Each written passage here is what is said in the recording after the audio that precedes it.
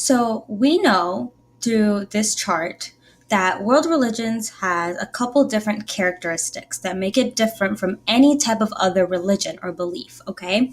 So the first thing we know is that world religions appeal to unite many different people. Okay, so that would be, for example, Muslims. It can be Muslims from America, Muslims from the Arab nations, Muslims from Asia or Africa or Europe.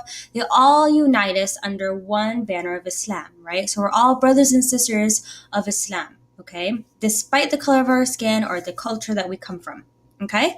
Another thing we know, it's portable and not tied to any one place. So we don't need to have a specific place in which Islam is only going to be there and nowhere else, right? So, for example, like the example I just gave, Muslims from different continents, from different countries are all united under one banner of Islam, and it's not specifically tied to a specific place, okay? They keep developing and don't fade away. So obviously we know, alhamdulillah, as Muslimin, that this doesn't fade away. And this is a characteristic that they write down, but obviously we know that they don't fade away for a certain reason, right? So subhanallah, even with the Yahud or the Christians, right, the generic, what people know of them right now was not how they were initially, right?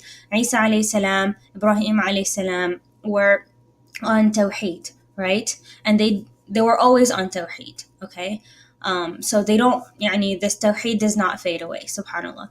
And then finally, they spread a lot across different geographic regions. It doesn't matter whether you're next to the beach or you're in the middle of the desert or you are on the mountains. Islam is Islam, right? Tawheed is Tawheed, okay?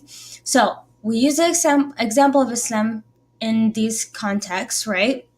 Now we're going to look at an example of whether or not this would be a world religion, okay? So I want you to read these three bullet points, okay? And on the worksheet, answer this question below. Does this religion seem to be a world religion? Why or why not? So I want you to pause the video, go back, read these bullet points, and answer the following question, please. Okay, so now we have these three maps, all right? And in these three maps, I want you to observe. This map we're familiar with. This is the map of the early civilizations, the Qin Dynasty, the Mauryan Empire, the Seleucid Empire, Ptolemaic Empire. You've got the Greek city-states right here, Macedonia right here, okay? So this is a map that we are familiar with, okay? Now, look at this map in relation to this map. Okay, so this is where the major world religions are. Okay, what location are they compared to? And this obviously is a map we know is the ancient river valley civilizations. Okay, so what are things you notice? Where did the world religions begin? And what else were in these exact places where the world religions began? So in the worksheet, write your reflections, please.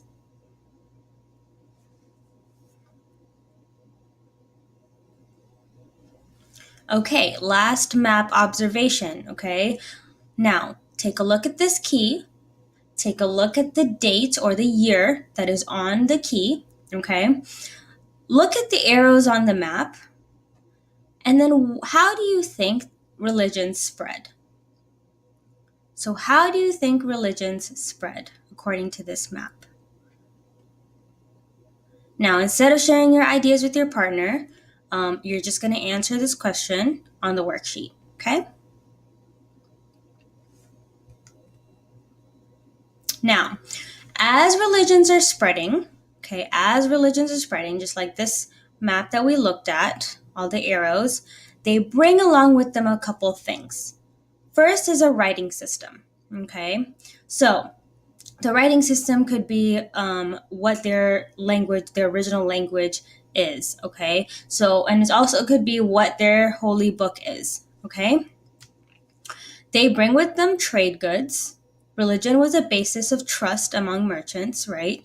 Because in most religions, being trustworthy is an essential characteristic. And they brought with them different art styles, okay? So, an example of that is when the Muslim empire spread, okay, we had a lot of geometric art. Now, that geometric art and that kind of architecture you could find in almost every single place that Islam had spread in the time of the Islamic Empire. Okay, and we're going to learn about that next when we come back from winter break as well. So, as an exit pass and as the last question, explain one new idea you learned about world religions in this lesson.